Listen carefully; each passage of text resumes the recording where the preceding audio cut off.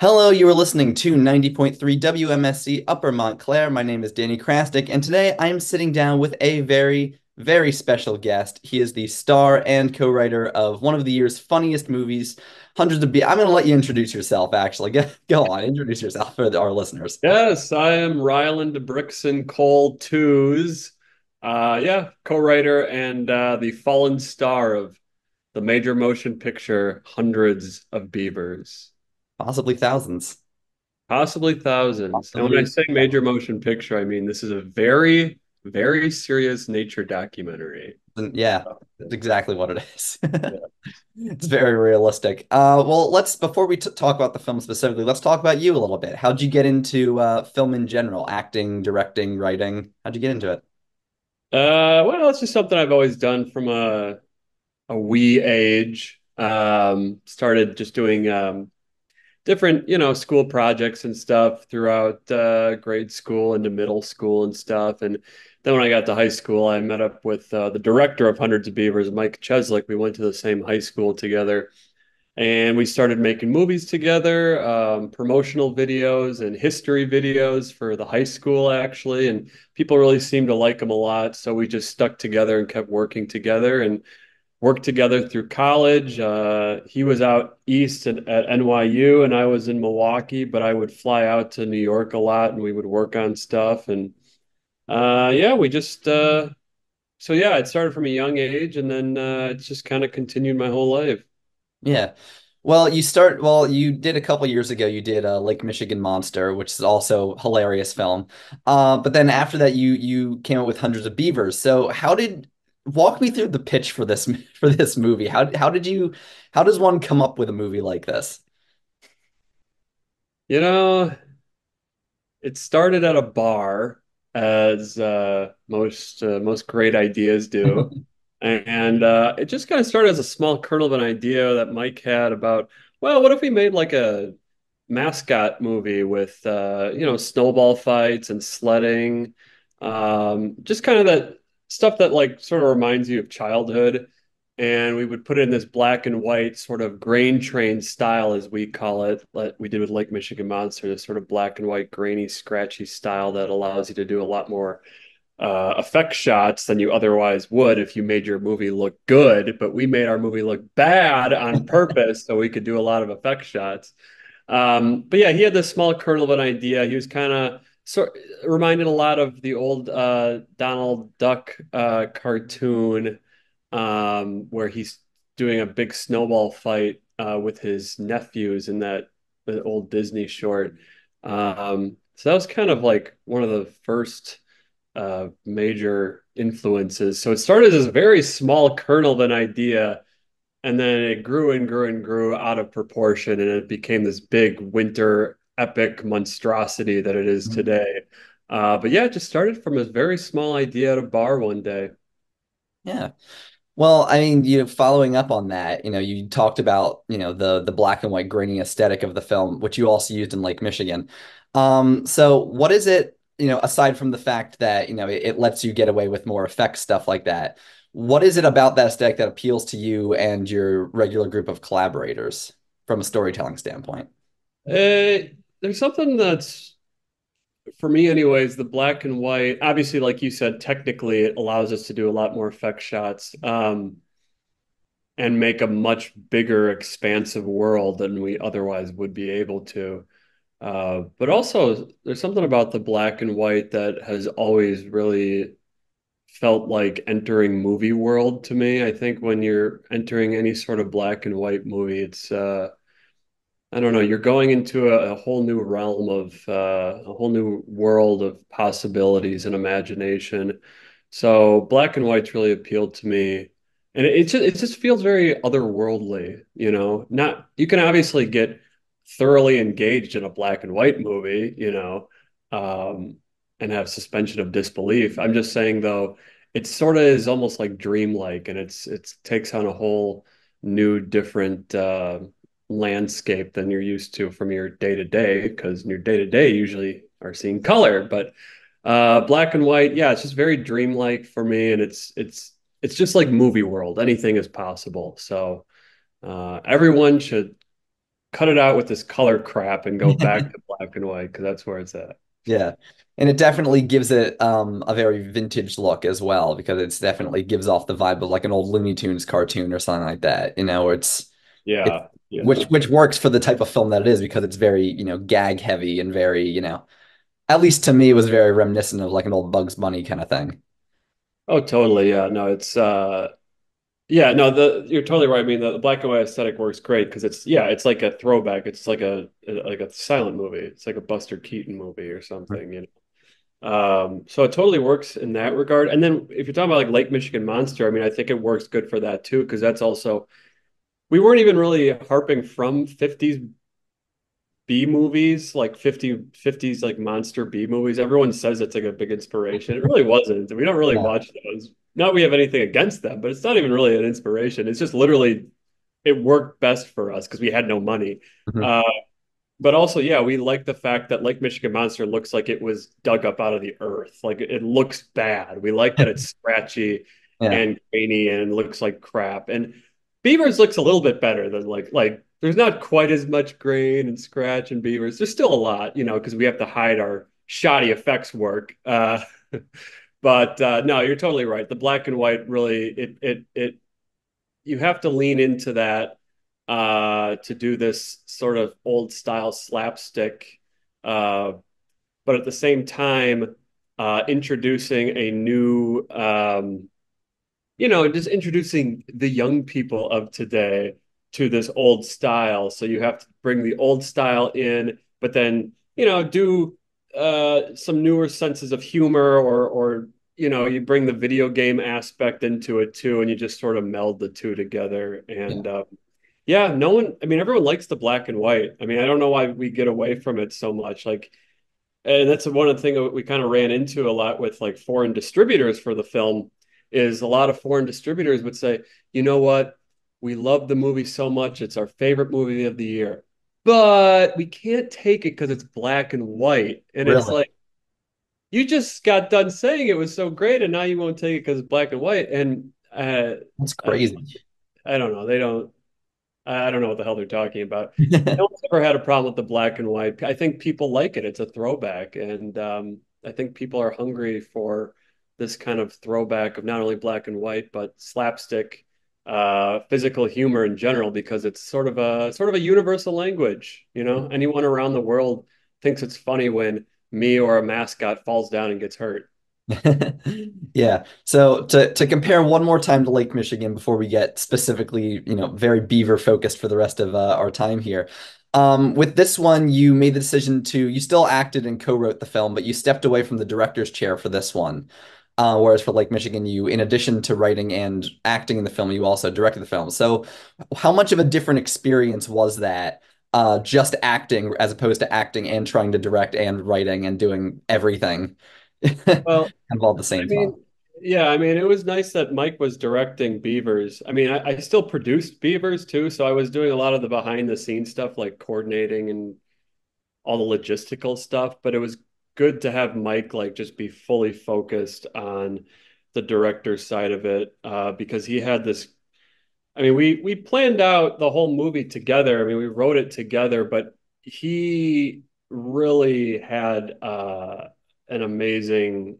I mean, his focus on what needed to be shot every day and how it needed to be shot, and where to place the camera and what sort of direction to give me. I mean, I could never have directed Beavers. It was totally like his baby, and so it was really nice being able to just let him direct the whole thing and then think through all of the different, trap line segments and how all the jokes are connecting to one another and how it all interconnects. And I Mhm. mean, it was great too because when we were shooting the movie up at the cabin, um, he had his computer up there with him. So every day after shooting, he would bring the footage right into the edit that night and start piecing together the movie. So he knew if some things were working and what wasn't working and what we had to pick up on some other day or whatever. So it was really nice that he was directing it, and he was fully focused on that and really had this like vision in his Yeah. mind. Awesome. So, with writing the writing of this film, which you were a co-writer of the movie, as well as acting in it, like we just said, this film doesn't really have that much dialogue. The only real dialogue there is like, the grunting of the characters going like, ah, ah, ah. And also there's one part where there's intertitles like there would be in an old silent film, which is where the title drop happens about halfway through the movie, which was really great, by the way. I loved that. So what were some of the challenges of trying to tell a story like this without using, dialogue really to tell the story? Well, it's tough because as you saw in Lake Michigan Monster, I don't shut the hell up for 80.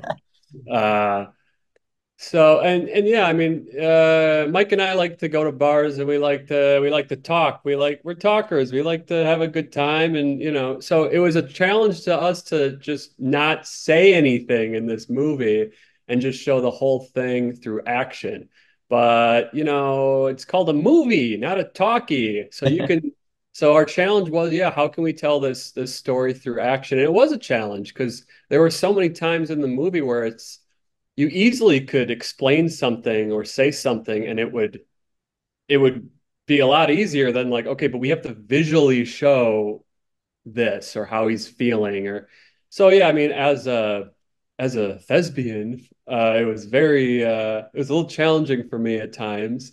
uh but again, Mike had this grand plan in place and he was really good at directing me. And yeah, I don't know. It made us think outside the box. How can we do this all visually? How can we and again, it's not like it's a complicated story. Yeah. Pretty straightforward, but still, yeah, you have to do it all through action. And so that was a challenge. And again, it was one of these things that we wanted to do something that no one else was attempting to do. So between the black and white, between the slapstick physical comedy, between the no dialogue. We just wanted all these elements to culminate in something that was unlike anything else that was out today. Hmm. Um, so, unfortunately, we had to make this movie. Even though, yeah, again, there was times we wanted to have the character maybe say something here or there. It's like, no, no, no, this Hmm. is a silent movie. We have to like work around this. But we're really glad that we were able to accomplish that for the most part. Hmm. So the possibility of the characters talking was never really on the table. Not really. No, no. Like early on, we were pretty much set in stone. Like, hey, let's do our damnedest to try to make no dialogue movie. And again, it was just this thought of we have to do something that no one else is trying.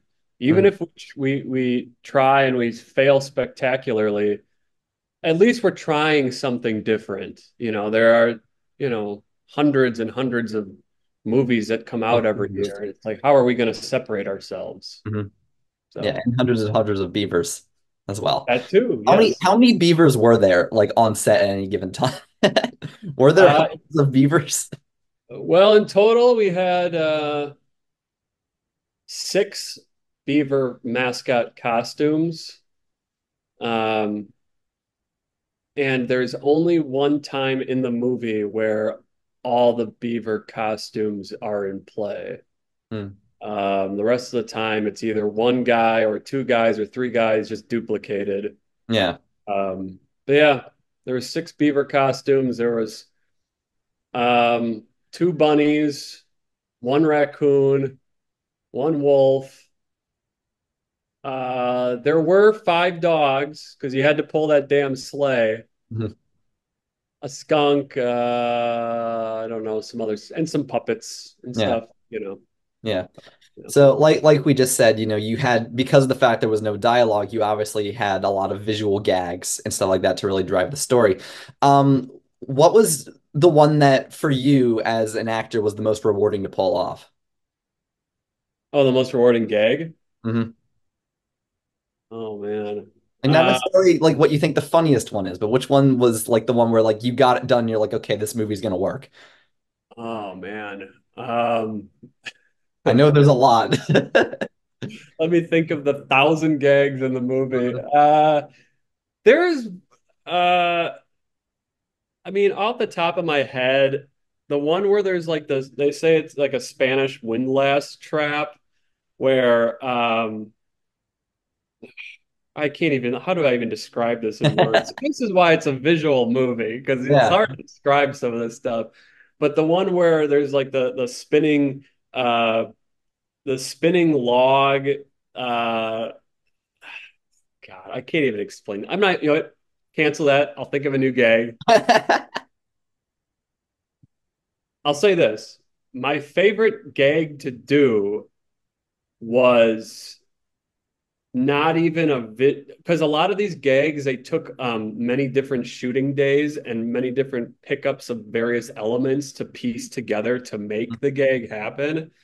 So when you're seeing it on screen, it's usually like we're picking up various elements to create a gag. It's not Mhm. like it just happened live on set Yeah. usually. But there was one that was just me sledding down the hill and running into beavers.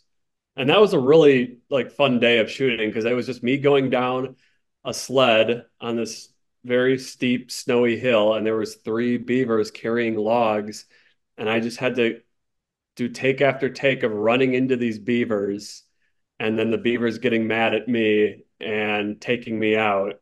Hmm. And we did like 10, 12 takes of it and every time it was really funny, but it was as precise as this movie is with its gags, there were a few gags in the movie, like that one, that was kind of like whatever happens, happens. Yeah.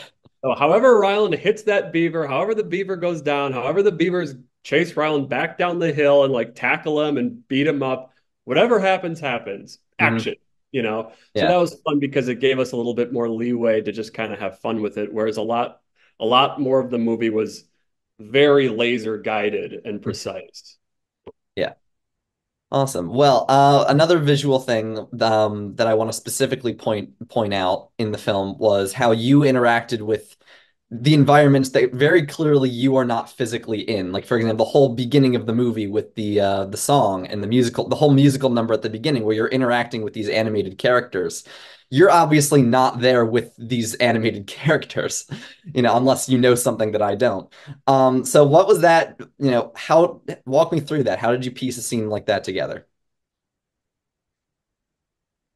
Like that one in particular, like the Sure, well, beginning. use that one as an example. Yeah. Well, yeah, it's always tough to interact with things that aren't there. You know, like Mhm. Mike would say, "Okay, Ryan, now pretend there's a big barrel in front of you," or "Okay, there's a big long table full of fur trappers who are all singing, and you're having a great time." And meanwhile, we have this stupid green screen that's just like hung up in our friend's backyard. So that's always a little bit tough, but again, Mike's a great director, so he was able to point me in the right direction, place me in the correct way, and put the camera in the correct way, so it made acting much easier. uh but like that scene in particular, that opening scene, we didn't have we, it was just a metal funnel and it had have no padding in it or anything either. So I'm like jumping around and like Mhm. dancing and stuff. And that thing kept moving around and like cutting up my head and banging my Oh. nose and stuff. That was actually the worst part about that scene. But yeah, throughout the rest of the movie, yeah, there's some green screen stuff. We had some green screen studio days, but mostly we still shot outside next to the cabin with just put like a green tarp up.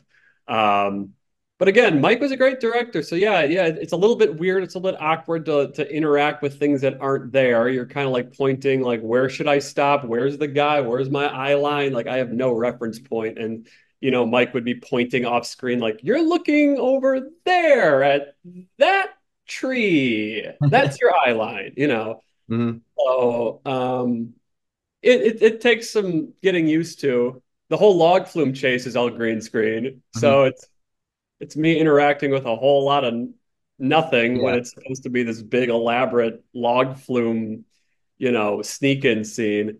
So yeah, it took a lot of doing, but again, Mike had it all planned out very well with storyboards, so we knew what we were doing Yeah. sometimes. Yeah, what I'm also wondering is, were there any gags in the film that you had written out or you had storyboards or something like that, but then when it got to shooting just didn't end up working out and you're like, we're gonna table that for, a future project. Like was there anything that didn't end up working for this? There was a couple of things at the beginning when I'm first very I'm very cold and I'm like in my onesie. Hmm. There were some other winter gags that we had filmed and that were funny, but we just had to like keep the movie Yeah. going. We had to keep the pacing, swift pacing, and we had to like get through that first act.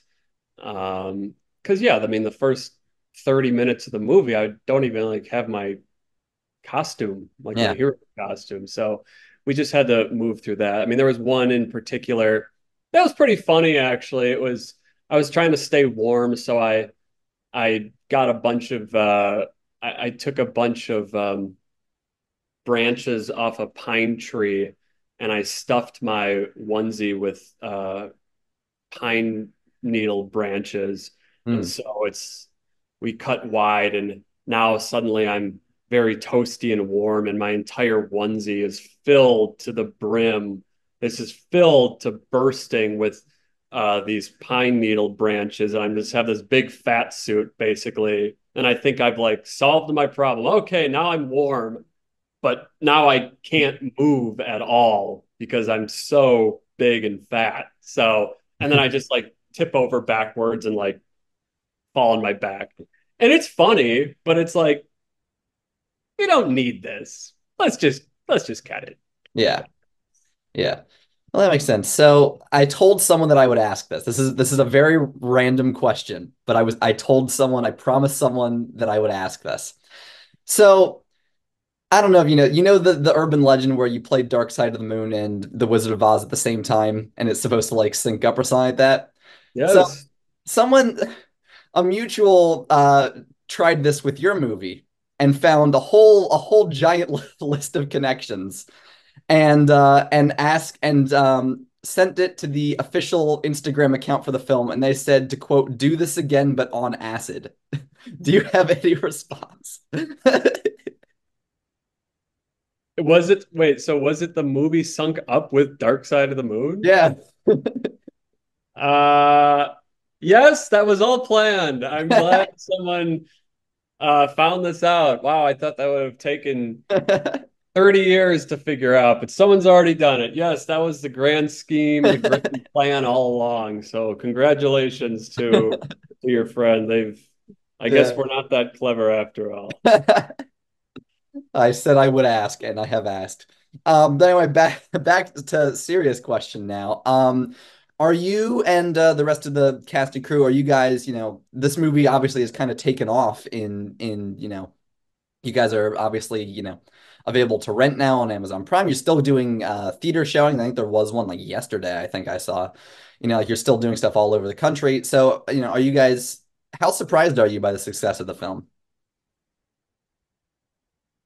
I mean, it's been amazing. It's sort of the best case scenario I think that's happened with the movie. It's really taken off and everyone, I mean, we've shown at over 60 film festivals around the world, and now we're selling to all these different territories around the world, and um, people in everywhere they love Beavers. They love it, and it's really gaining sort of a cult following already, which is fantastic. So we really couldn't ask much more of the success of Beavers because I mean we weren't really sure how people were going to respond to it because again it's just there's nothing really quite like it out there. Hmm. So it could have really gone one of two ways. Like it could have been like a good movie, but people just didn't connect with it because again, black and white, it's kind of long.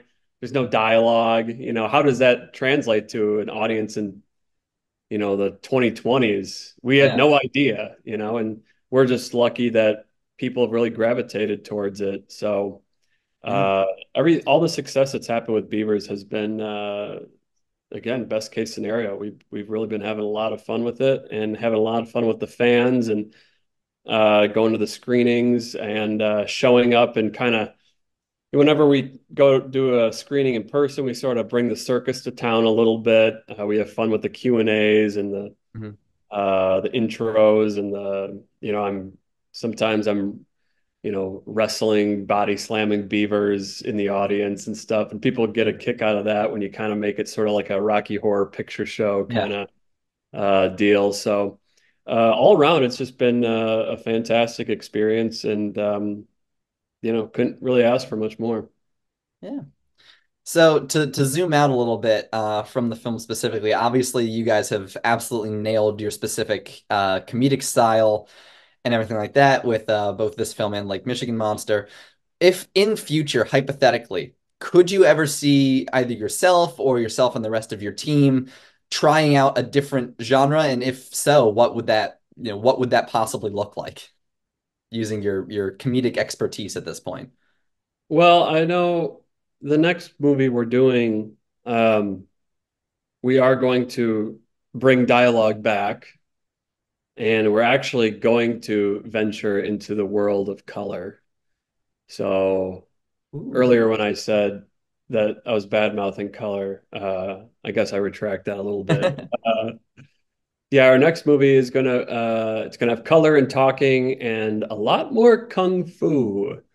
It's going to be a as grand action adventure, comedy action adventure. Um, and you know what? I would tell you more, but I don't want to spoil anything. But just know Yeah, it's going to be a lot of action, a lot of fun, a lot action. of hijinks.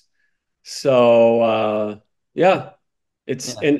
and for this next one, we're going to just try to make something that's a little bit more accessible from the get-go. Mhm. Again, Beavers, it took a long time. I mean, the first film fest we did with Beavers was September 2022, and now it's May 2024, and it's still in theaters. So it's great that it's Yeah. amazing that it's still going, and theaters keep booking it and people keep hearing about it.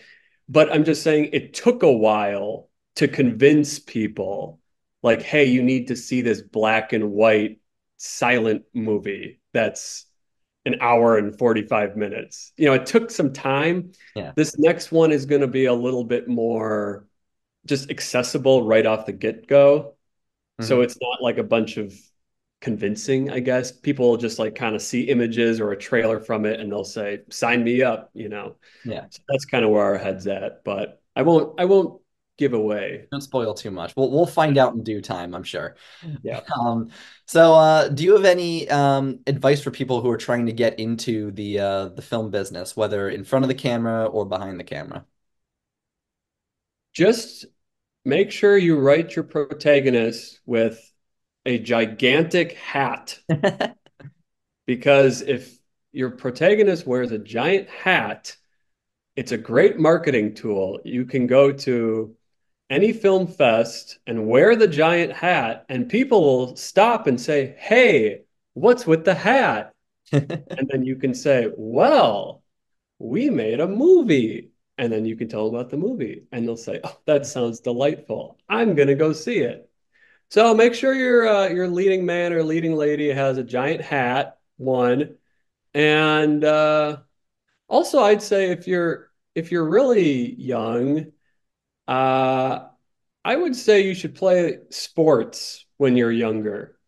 You Play should play sport. sports throughout grade school and into high school if you can, and because sports teach a lot of things. It teaches you a lot of camaraderie. It teaches you a lot of learning how to get along with people from all different walks of life, all different backgrounds.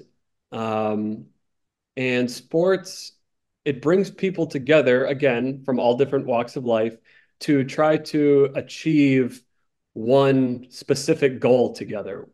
And that might just be like, okay, we have to work together to, win this game, Yeah. or we have to work together to, keep winning games to eventually try to win the championship or whatever. Because making a movie is it can be a very long slog. I mean, we had like 12 or 13 weeks of shooting Beavers. So you just have to learn to get along. Not that we had any sort of Yeah. bad relations when we were making beers, but it just teaches you how to work together as a cohesive team Mhm. and have everyone come together to reach one specific certain goal. And at the same time, playing a sport, it's physically and mentally taxing on you because you're doing things, you're going out of your comfort zone to try to achieve this goal. It's the same thing with like making a movie is you're going out of your comfort zone to try to achieve making this film, and you have to be prepared to do things that are uncomfortable, working long days or 6 days a week or doing it for several weeks or this didn't work or this broke or we lost all this footage. You have to be able to overcome adversity. So make your character wear a giant hat and play football. Yeah, I was That's gonna ask, like, what's your sport of choice, Ryland? I mean, I played my favorite sport's football, but I played football, basketball, baseball, soccer, you know, I volleyball. I mean, I played like every sport growing up. So I guess that's where I'm coming from with this. I Yeah. never played it like collegiately, but I did it through grade school and high school. And again, it's just you just learn to work together as a team. And I think a lot of people who get into making movies, there's nothing wrong with being more of like an artsy kid or a drama. Like there's nothing wrong with that. That also is very you need that background too to actually make something unique and good. But I just think if you don't have this ability to work with others and to go out of your comfort zone and bring other people in and have this sort of camaraderie, then you're really you're making your artistic vision I guess it's never going to reach its peak, I guess, because you're not culminating this sort of community to help you. So even if you are an arts kid or a drama kid, you know, pick up a baseball or run track or something. Something, I just think it can help. Yeah, I will say this is probably the most unique advice that we've gotten from probably because every guest we have on is like, oh, just try your own stuff, get involved with a bunch of different parts of film stuff. No, you're in here saying we're get a baseball, play catch. I mean, yeah, uh because again, like when we just again, I won't keep talking about, well, I guess this is the whole point is talking about our movies. But when we were making our movies, like you should have seen us on set, like we set, quote unquote set for Beavers or Lake Michigan Monster. Like you'd think these guys are making like this is a movie, like this is like a big movie they're making. Like it looks so sad on set. It was just like five dudes in the woods, and one guy has a camera on a ladder, and those three guys are freezing their ass off, and that guy's, you know, hooking the propane tank up. Like it looked like so sad and like Hmm. this couldn't possibly turn out to be good. So that's the thing is like you just all you have is you like have each other. You need to rally around each other and have this belief like, no, no, no, we can do this. We just have to work really hard at it. But even if you don't have all of the equipment that you think, or all the gear or whatever, you actually do. Just make your movie look bad like ours. Yeah. So then, final question. We asked this of all of our guests on the show. You can only pick one. What is your favorite movie of all time? Man. I mean, uh, For any reason, in any genre, style, whatever. I think for the sake of Beavers, I'd probably say Monty Python and the Holy Grail. Yeah, that's always been a huge influence, and that was just a movie that I've seen 100 times since I was a wee lad. And yeah, Monty Python always had a huge influence on me, and Holy Grail in particular is um, it's just so funny. It's just so good. And the great thing that Holy Grail does is it takes it legitimizes the world first, and then it subverts it. Mhm. When you watch Holy Grail, it really feels like you are in the Dark Ages. The Yeah. way it's shot, like the way it looks, the way it's shot, the way everything's so gross and disgusting and Yeah. dirty and miserable, and it's atmospheric with the fog and everything, and it's just a filthy looking movie. But on top of it, it's just such a funny, light-hearted romp. So that's also sort of played into um I guess Beavers as well. But I just think that's how comedy should be done is you need to make a believable world and then you need to flip it on its head. You Mhm. know, um, I don't know. That's just like what I Yeah. don't know. Naked Gun does really well too. It's Mhm. like this is a very believable police station with all like the believable like extras and stuff and the way it's shot it's like a police procedural movie but it has all this funny comedy in it. That's Mhm. what's funny is they're taking this thing that you think it's going to be one thing but actually Yeah. it's something totally different and it's really funny. So Absolutely. Yeah. Well, Ryland, thank you very, very much for joining me today. Has been a pleasure. Yeah, Hundreds of Beavers is out and available to rent, I believe, pretty much everywhere now. I think it's on Amazon Prime, definitely. I'm pretty sure it's on iTunes too. I think I saw. yeah, and it's on Apple TV to rent. I think you can buy it digitally too on Apple TV and Amazon Prime. Yeah, and it's Um, still in theaters. and it's still in theaters. Yeah, I mean, obviously, if it's not showing in your city, you should, rent it or buy it and have a big watch party at your house. But if you can, I would definitely recommend going to see it in the theater because it is certainly a theatrical experience. Hmm. Um, yeah, I don't know. The crowds are always great. They're always pretty wild and rowdy and get a kick out of it. So if you go to see it in a theater, you're going to have a good time. Absolutely. Yeah. But yeah. Well, again, thank you very, very much for joining me today. This has been Danny Krastic for 90.3 WMSC Upper Montclair. Now back to your regularly scheduled programming.